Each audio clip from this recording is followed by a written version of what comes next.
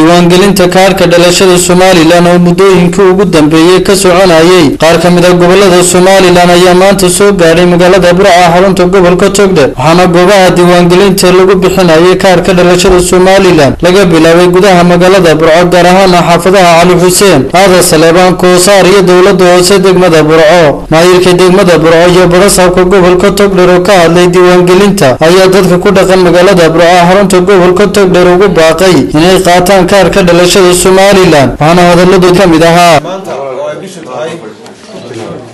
22kii bishii 2015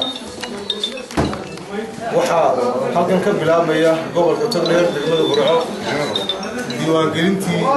badaniga kaanisa laakiin maanta waa bilaash waxaan leenahay yaanay meel adag idinka gelin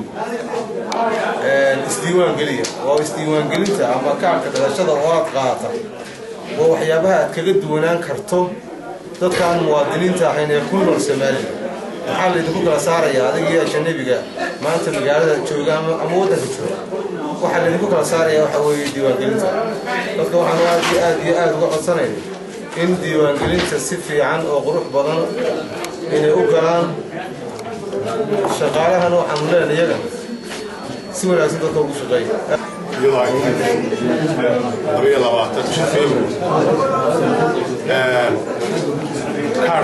kaarka aqoonsi waxa weeyaan